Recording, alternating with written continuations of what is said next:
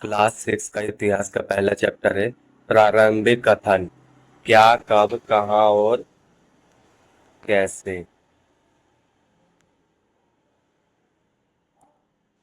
प्रारंभिक कथन क्या, कब, कहाँ और कैसे। रसीदा का सवाल। जो रसीदा है वो कहती है, रसीदा बैठी अखबार पढ़ रही थी। अचानक उसकी निगाह एक सुर्खी पर पड़ी जो 100 साल पहले।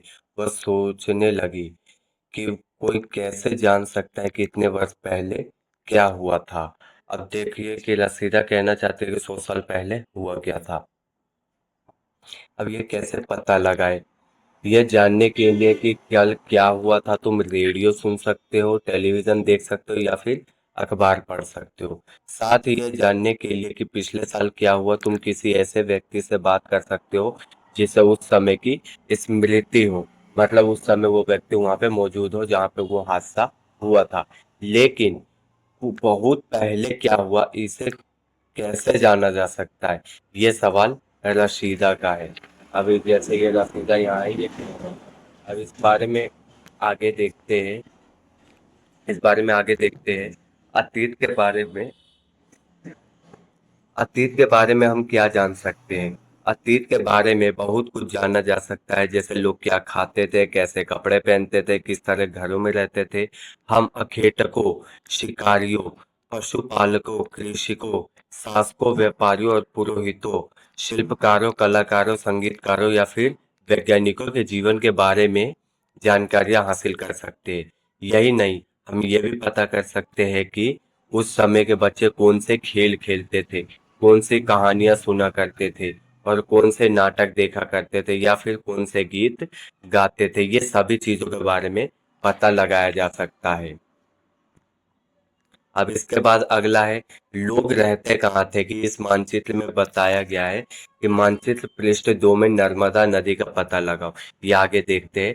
कई वर्ष पहले से लोग इस नदी के तट पर रहे हैं और यहाँ रहने वाले आरंभिक लोगों में से कुछ कुशल संग्राहक थे जो आसपास के जंगलों में विशाल संपदा के परिचित थे।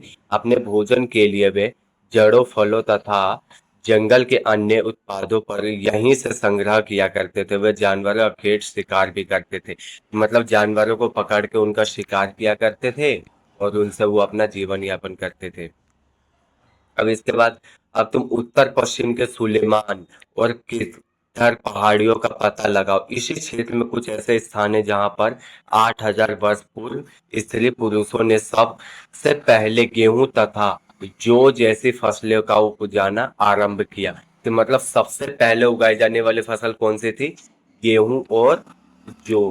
गेहूं और जौ जैसी फसलों का प्रारंभ किया गया था। उन्होंने भेड़, बकरी, गाय और बैल जैसे पशुओं को पालतू बनाना शुरू किया। ये लोग गांव में रहते थे। उत्तर पूर्व में गैरों में तथा मध्य भारत में विंध्य पहाड़ियों का पता लगाओ। ये कुछ ऐसे क्षेत्र है जहां पर कृषि का विकास हुआ है, जहां सबसे पहले चावल उपजाया गया। वो स्थान विंध्य के उत्तर में स्थित थे।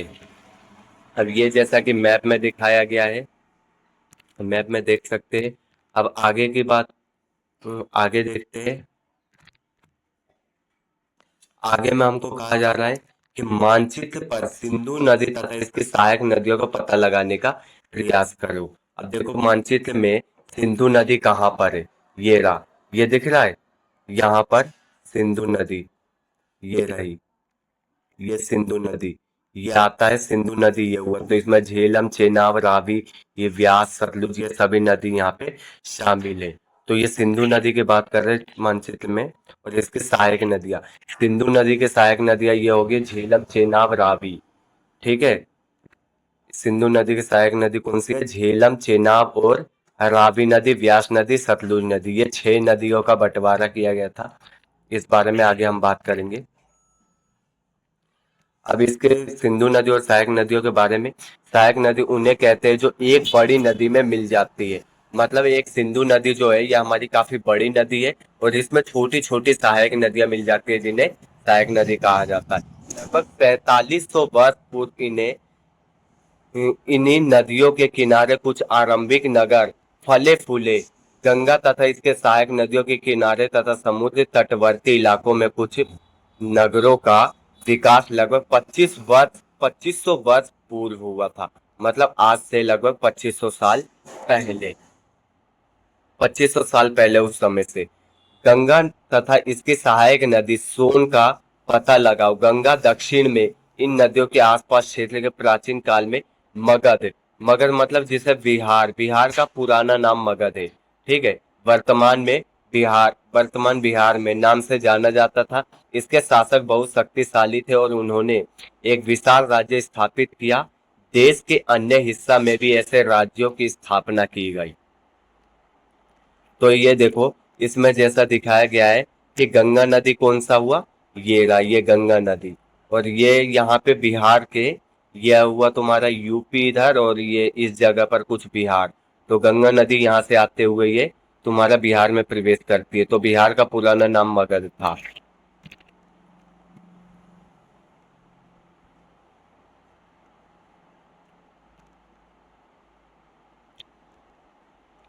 लोगों ने सदैव उपमहाद्वीप लोगों ने सदैव उपमहाद्वीप के एक हिस्से से दूसरे हिस्से तक यात्रा की। उपमहाद्वीप क्या होता है कि जो एक जगह से दूसरे जगह, समुद्री इलाका, एक जगह से दूसरे जगह यात्रा की। कभी कभी हिमालय जैसे ऊंचे पर्वतों, पहाड़ियों, रेगिस्तान, नदियों तथा समुद्रों के कारण यात्रा जोखिम भरी होती थी। कि जैसे रेगिस्तान में पानी की कमी के कारण लोग थक जाते थे, नदी आ गया तो नदी पार करना बड़े समस्या की बात थी। समुद्र हो गया तो समुद्र में जानते हैं वेदर कितना रफ रहता है। वहां का समुद्र शांत रहा तो कभी मौसम बदल जाता है, चारों बगल पानी है, लोगों को रहने के लिए कोई उपाय नहीं रहता है। तो ये तरह तरह की इन्हें परेशानियों का सामना करना पड़ा। फिर भी ये यात्रा के लिए असंभव नहीं थे नहीं थी। अतः अभी लोग कभी लोग काम की तलाश में, तो कभी प्रकृति आपदाओं के कारण एक स्थान से दूसरे स्थान पे जाया करते थे। कि मतलब जैसे एक जगह पर लोगों के लिए काम की कमी पड़ जाती है तो दूसरे जगह जाते हैं काम खोजने के लिए। कि यहाँ का काम खत्म हो गया तो दूसरे जगह जाते हैं। जैसे बढ़ई हो गया, कारपेंटर या फिर लेबर मजदूर वाले हो गए, कि जहाँ बिल्डिंग कंस्ट्रक्शन का काम चलता है वहां महीना भर करते हैं, उसके बाद काम कंप्लीट होता है तो दूसरे जगह चल जाते। ऐसे जाते तो जैसे बरसात का मौसम हो, दहाड़ आ गया, बाढ़ आ गया, तो उस समय भी वहां पे उनके लिए रहने के लिए काफी समस्या भरी बातें होती थी, तो वो ऊंची इलाके खोजने के लिए चले जाते थे। इस सेनाएं कभी कभी सेनाएं एक दूसरे क्षेत्र पर विजय हासिल करने के लिए जाती थी। इसके अतिरिक्त व्यापारी काफिले काफिले में तो कभी जहाजों में अपने साथ मूल्यवान वस्तुएं लेकर एक स्थान से दूसरे स्थान पर जाते थे। कि जैसे अपनी जरूरतें चीजें, जैसे खाने पीने का सामान, कपड़े, पहनने के लिए कपड़े हो गए। अभी के समय पे सबसे ज्यादा इम्पोर्टेंट चीज होता है आपका मोबाइल। मोबाइल फोन को तुम जहाँ कहीं भी जाते हो वहां पे साथ में लेके जाते हो। तो वैसे ही मूल्यवान चीजें, जैसे उनका कंपास हो गया, कपड़े हो गए, पहनने के लिए खाने की वस्तुएं, दूरबीन वगैरह, तरह तरह की चीजें, कोई नक्शा हुआ, तो ये सभी चीजों को साथ में ले जाया करते थे। धार्मिक गुरु लोगों को शिक्षा और सलाह देते हुए एक गांव से दूसरे गांव तथा एक कस्बे से दूसरे कस्बे जाया करते थे। कि मतलब जो धार्मिक गुरु होते थे वो अपने शिष्य को शिक्षा देने के लिए एक गांव से दूसरे गांव में जाया करते थे। कुछ लोग नए और रोचक स्थानों को खोजने की चाह में उत्सुकतावश में यात्रा करते थे। कि मतलब इस जगह से दूसरे जगह जाऊंगा तो वहाँ कैसा माहौल होगा, वहाँ कैसे रहते होंगे, नई चीजों का हमें जानकारी होगी, नई नई चीजें हमें देखने को मिलेगी। तो इस कारण भी लोग एक जगह से दूसरे जगह जाते थे। इन सभी यात्राओं से लोगों को एक दूसरे के विचारों को जानने में अवसर मिला।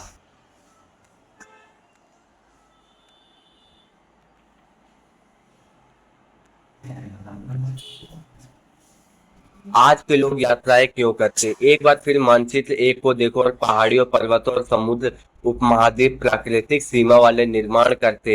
हालांकि कुछ लोगों के लिए इन सीमाओं को पार करना आसान नहीं था। जिन्होंने ऐसा चाहा वो ऐसा कर सके। वे पर्वत की ऊंचाई को छू सके और गहरे समुद्र को पार कर सके। उपमहाद्वीप के बाहर से कुछ लोग यहाँ आए थे और यहीं बस गए। लोगों के लोगों के इस अवगमन लोगों के इस आगमन ने हमारी संस्कृति परंपराओं को समृद्ध किया। कई सौ वर्ष से लोग पत्थर को तराशने, संगीत रचने, यहाँ तक कि भोजन बनाने के नए नए तरीकों के बारे में एक दूसरे से विचार को अपनाते रहे।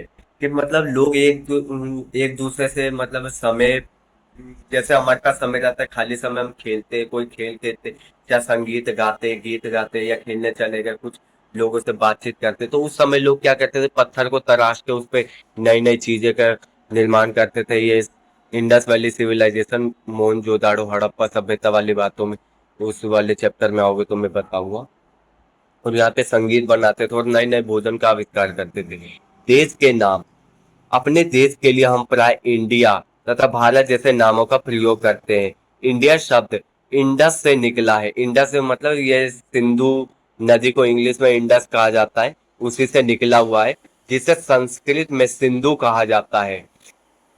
अपने एटलस में ईरान तथा यूनान का पता लगाओ कि लगभग 2500 वर्ष पूर्व उत्तर पश्चिम की ओर से आने वाले ईरानियों और यूनानियों ने सिंधु को हिंदोस अथवा इंदोस के इस नदी के पूर्व में स्थित भूमि देश को इंडिया कहा है।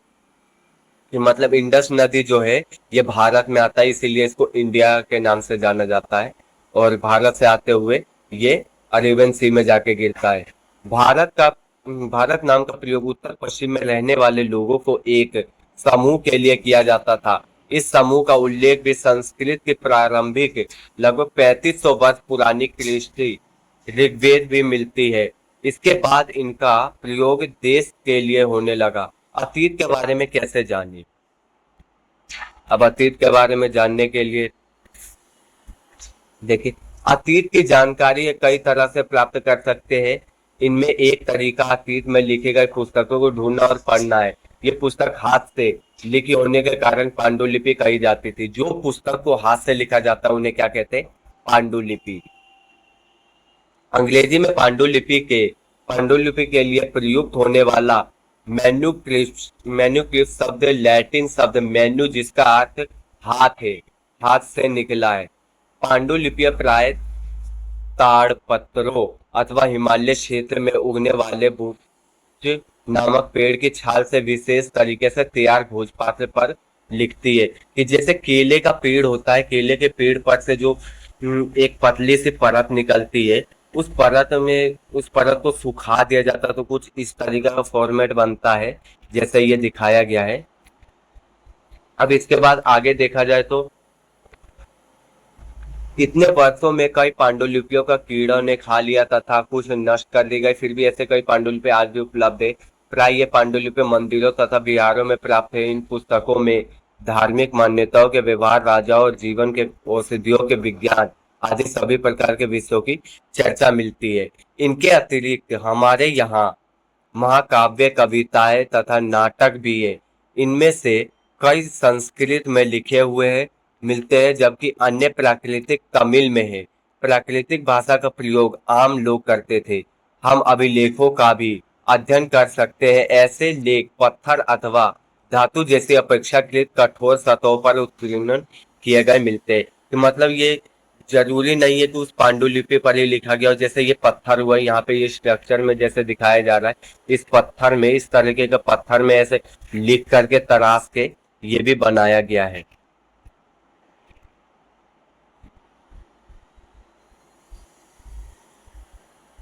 हम अभिलेखों का अध्ययन कर सकते हैं। लेख पत्थर अथवा उसके धातु अपेक्षाकृत कठोर सतहों पर उत्कीर्ण मिलते हैं। कभी कभी शासक के अन्य लोग तथा उनके आदेशों के तरह उत्कीर्ण करवाते थे, ताकि लोग उन्हें देख सके, पढ़ सके तथा उसका पालन कर सके। कुछ अन्य प्रकार के अभिलेख भी मिलते हैं जिन्हें राजाओं तथा रानियों सहित अन्य स्त्री पुरुष ने भी अपने कार्यों के विवरण उत्कीर्ण करवाए हैं। उदाहरण के लिए प्राय शासक शासक लड़ाइयों में अर्जित विजय खा विजय विजया का लेखा जोखा विजय का लेखा जोखा रखा करते थे। कि मतलब जो लड़ाई होती थी उनके मतलब उनसे रिलेटेड कुछ बातें, तो उनका लिखित में हो कोई चीज, तो ये सब चीजें रखा करते थे। क्या तुम बता सकती हो कि कठोर सतह पर लेख लिखने का क्या लाभ थे, ऐसा करवाने से क्या क्या कठिनाई आती थी। इसके अतिरिक्त अन्य कई वस्तुएं जैसे अतीत में बनी जो प्रयोग में लाई जाती थी, ऐसे वस्तु का अध्ययन करने के लिए व्यक्ति पुरातात्विक कहलाता है। पुरातात्विक कहलाता है कि मतलब पुराने समय में लोगों के लिए पत्थरों पे तराश कर लिखना बहुत कठिन बड़ी बातें होती थी। पुरातात्विक पत्थर, ईंट से बनी इमारतें, अवशेषों, चित्रों और मूर्तियां,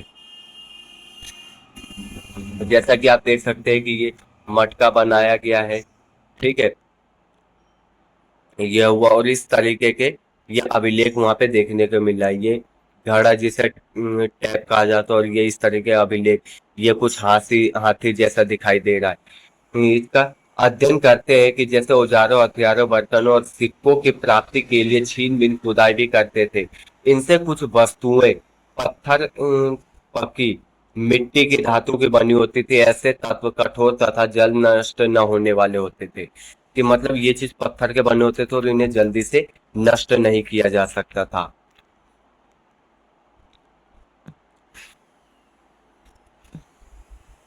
पुरातात्विद जानवरों, चिड़ियों तथा मछलियों की हड्डी ढूंढते थे। इससे उन्हें यह जानने में मदद मिलती थी कि अतीत में लोग क्या खाते थे। वनस्पति के अवशेष बहुत मुश्किल से बच पाते थे। यदि अन्न के दाने अथवा लकड़ी के टुकड़े जल जाते तो वो जले हुए रूप में बचे रहते। क्या पुरातात्विद को बहुधा कपड़ों का अवशेष मिलते होंगे? पांडुलिपि अभिलेखों के पुरातत्व से ज्ञात जानकारियों के लिए इतिहासकार प्राय स्रोत शब्द का प्रयोग करते हैं। इतिहासकार इन्हें कहते हैं जो अतीत का अध्ययन करते हैं और स्रोत की प्राप्ति करते हुए अतीत के बारे में हमें पढ़ना बहुत रोचक हो जाता है। इस क्योंकि इन स्रोतों की सहायता से हम धीरे धीरे अतीत में पुनर्निर्मित करते जाते हैं। अतः इतिहासकार तथा पुरातात्विक उन जासूसों की तरह इन सभी स्रोतों का प्रयोग सुराग के रूप में अतीत के सामने जाने का प्रयास करते हैं।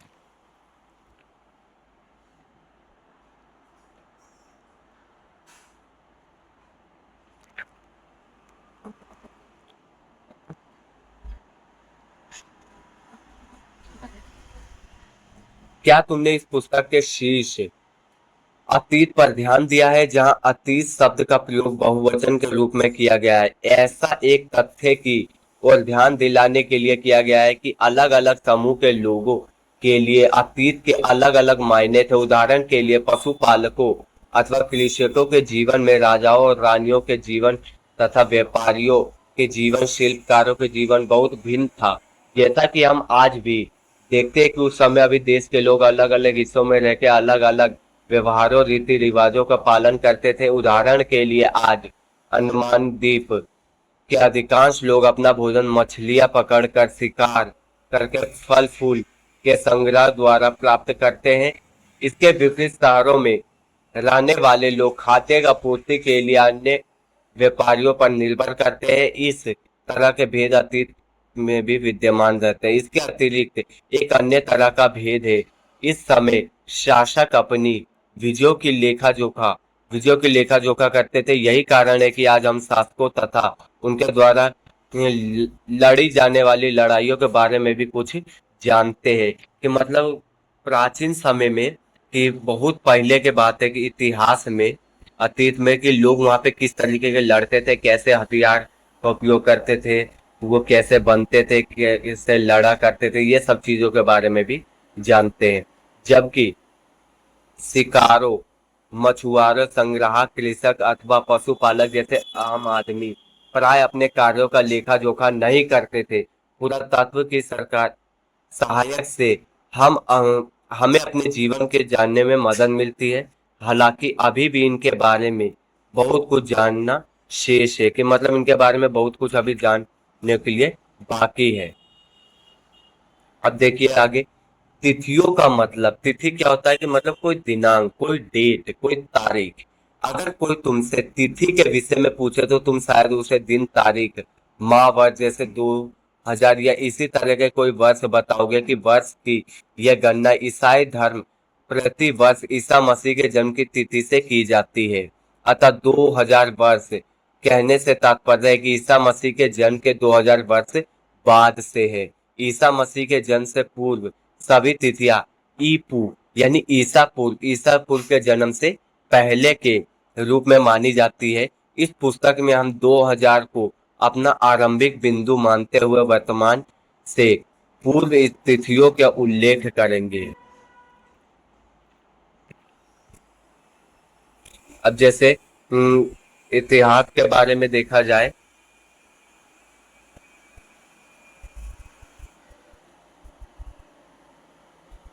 अंग्रेजी में बीसी बीसी क्या होता है?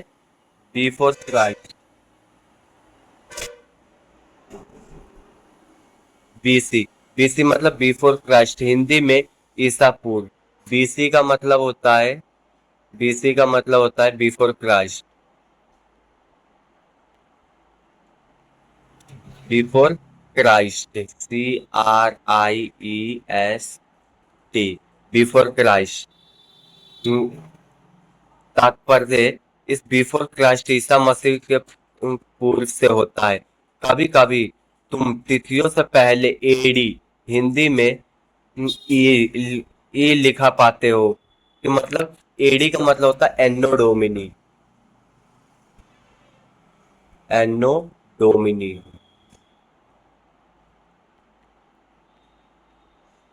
एनो डोमिनी नामक दो लैटिन शब्दों से बना है, तथा इसका तात्पर्य ईसा मसीह के जन्म के वर्ष से है। कभी कभी एडी की जगह सीई सी तथा बीसी की जगह बीई का प्रयोग होता है। सीई का प्रयोग अक्सर कॉमन एरा तथा बीसी का प्रयोग बिफोर कॉमन एरा होता है। इसलिए होता है कि हम इन शब्दों का प्रयोग इसलिए करते हैं क्योंकि विश्व के अधिकांश देशों में इस कैलेंडर का प्रयोग सामान्य हो गया है। भारत के तिथियों के इस रूप का प्रयोग लगभग 200 वर्ष पूर्व आरंभ हुआ था। कभी कभी अंग्रेजी में बीपी अक्षरों का प्रयोग होता है, जिसका तात्पर्य बिफोर प्रोजेक्ट, वर्तमान से पहले है। पृष्ठ 3 पर इसकी तिथियां लगभग पता लगाओ कि तुम किस तरह के प्रयोग कर सकते हो। अब ये हो गया इसके कुछ क्वेश्चन आंसर, ये हो गया आपका चैप्टर कंप्लीट। और ये इस तरीके के अभिलेख के बारे में, और यहाँ पर इस मैप के बारे में देखो। मैप पे आपको मैंने नहीं बताया था। मैप में देखो, जैसे सिंधु नदी के बारे में कहा था, सिंधु नदी ये हुआ तुम्हारा, ये यहाँ से आते हुए, ठीक है, ये इधर आता है और ये इस अरब सागर में गिरता है। और ये हुआ हमारा गंगा नदी। गंगा नदी ये हुआ, ये यमुना नदी, चंबल नदी। और इसके बाद ये पहाड़ी इलाका बोला गया था, ये हुआ हिमालय। यहाँ पे आ गया अरावली पहाड़ी तुम्हारा, और ये हुआ बंगाल की खाड़ी। तो इस तरह के ये तुम्हारा चैप्टर पूरी तरीके से कंप्लीट हो गया है।